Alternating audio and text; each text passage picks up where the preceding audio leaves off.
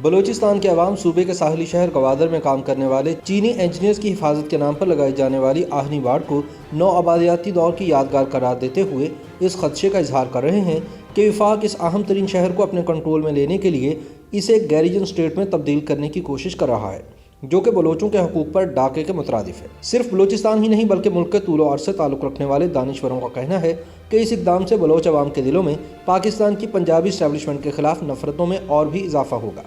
اور یہ منصوبہ انہیں مرکز سے مزید دور کر دے گا، جس کا خمیازہ پوری قوم کو بھگتنا پڑ سکتا ہے، خصوصاً جبکہ بلوچستان میں پہلے ہی ایک علیحدگی پسند تحریک زوروں پر ہے۔ معروف کالم نگار اور لکھاری وسعت اللہ خان BBC کے لیے اپنے تازہ تجزیے میں لکھتے ہیں کہ ایسی اطلاعات ہیں کہ سی پیک کے سرچشمے گوادر کو دہشت گردی سے بچانے کے نام پر پورے شہر کے ارد گرد خاردار تاروں کی ایک اونچی باڑ نصب کی جا رہی ہے۔ اس منصوبے کی تکمیل کے بعد گوادر پہلا پاکستانی شہر ہوگا جو کہ خاردار تاروں سے گھرا ہوگا۔ کہا جا رہا ہے کہ شہر میں داخلے اور اخراج کے صرف 2 راستے ہوں گے تاکہ مشکوک افراد پر نگاہ رکھی جائے، اور نہ صرف بندرگاہ اور وہاں پر کام کرنے والے غیر ملکی کارکنوں بلکہ عام شہریوں کا بھی تحفظ ہو سکے، یعنی گوادر کو ایک گیریجن اسٹیٹ بنا دیا جائے۔ وسعت اللہ خان کہتے ہیں کہ جس کسی نے بھی گوادر کے بارے میں یہ ذہین منصوبہ بنایا ہے، اس نے یا تو شورش زدہ اور چھاپہ مار جنگ سے متاثر علاقوں میں ماضی کی ایسی ہی کوششوں کی تاریخ نہیں پڑھی، یا پڑھنے کے بعد فرض کر لیا ہے کہ یہ منصوبہ چونکہ ہم اپنے معروضی اور زمینی حالات کے مطابق بنا رہے ہیں لہٰذا وہ اس میں ضرور کامیاب ہوگا۔ وسعت اللہ خان لکھتے ہیں کہ اس سے کوئی فرق نہیں پڑتا کہ ریاست کی نظر میں دہشت گرد تنظیموں، گوریلوں یا چھاپہ ماروں یا فدائیین کو کہاں سے امداد مل رہی ہے، کون اکسا رہا ہے اور کون ان تنظیموں کو زندہ رکھنے کے لیے معصوم نوجوانوں کو ورغلا رہا ہے۔ اصل بات یہ ہے کہ ایسی غیر روایتی لڑائی کو روایتی یا محض رد عملی طریقوں سے نہیں جیتا جا سکتا۔ اس کے لیے بیک وقت سیاسی اور اسٹریٹجک منصوبہ سازی اور عام آدمی کا دل و دماغ جیتنے کی سہ طرفہ حکمت عملی ہی بارآور ہو سکتی ہے، اور عام آدمی کا دل تبھی جیتا جا سکتا ہے جب اسے ریاست کے قول و فعل کی یک رنگی پر اعتبار ہو، وہ خود کو فیصلہ سازی میں شریک سمجھتا ہو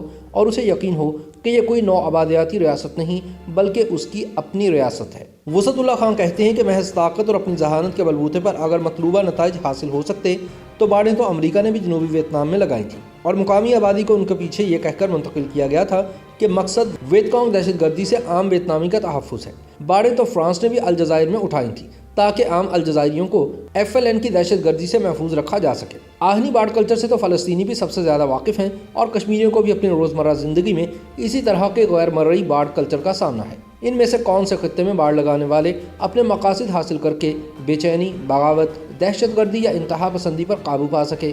اور ہاں، باڑ کے پیچھے تو 80 برس قبل سندھ کے حروں کو ان کے ہزاروں قوموں سمیت انگریز سرکار کے دشمن سوریہ بادشاہ پیر سبکت اللہ شاہ کے انتہا پسندوں سے بچانے کے لیے کئی برس تک رکھا گیا۔ تو کیا باڑ کے پیچھے رہنے والے یہ ہزاروں قنبے انگریز کے حق میں منقلب ہو گئے تھے؟ وسعت اللہ خان کہتے ہیں کہ آپ پوچھ سکتے ہیں کہ میں قومی ریاست کی باڑ پسندی کو نو آبادیاتی مثالوں سے کیوں آلودہ کر رہا ہوں؟ تو عرض یہ ہے کہ بے چینی سے نمٹنے کے فرسودہ روایتی طریقے اگر ہر طرح کے کیل کانٹے سے لیس نو آبادیاتی طاقتوں کے کام نہ آ سکے تو کسی ترقی پذیر قومی ریاست کو کیسے کامیابی دلا سکتے ہیں؟ کسی دوسرے کی کامیابیوں سے بھلے آپ کچھ نہ سیکھیں، لیکن دوسروں کی ناکامیوں سے سیکھنے میں کیا ذہنی اڑچن ہے؟ جب آپ اپنے ہی شہریوں اور اپنے ہی لوگوں کی ناکہ بندی پر اتر آتے ہیں تو اس سے باقیوں کو یہ پیغام جاتا ہے کہ مسئلے پر قابو پانے کی آپ کی گزشتہ حکمت عملیاں ناکام رہی ہیں،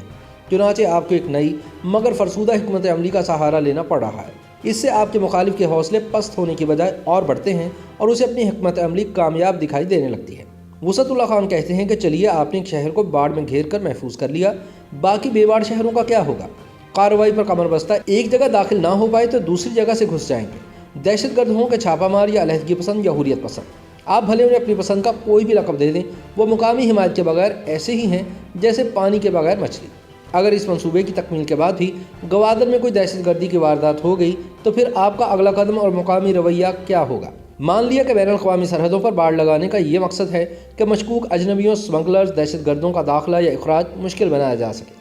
اگر آپ کی بین الاقوامی سرحدوں کی باڑ کاری مؤثر ہو اور اس سے ملک دشمن عناصر کی نقل و حرکت کی روک تھام ہو سکے تو پھر اپنے ہی شہروں کو باڑ زدہ بنانے کا اضافی خرچہ کر کے آپ مزید کیا حاصل کرنا چاہتے ہیں؟ اس کا مطلب یہ ہوا کہ مسئلہ صرف خارجی ہی نہیں داخلی بھی ہے۔ جب تک اس حقیقت کو تسلیم کر کے ایک قابل عمل عوام دوست حکمت عملی نہیں بنائی جائے گی اور اس پالیسی کو عام آدمی قبول کرنا شروع نہیں کرے گا، تب تک وسائل کا ضیاع تو ممکن ہے، کامیابی ممکن نہیں۔ کوئی بھی باڑ دماغ کے اندر کھڑی اعتماد کی باڑ سے زیادہ طاقتور نہیں ہو سکتی۔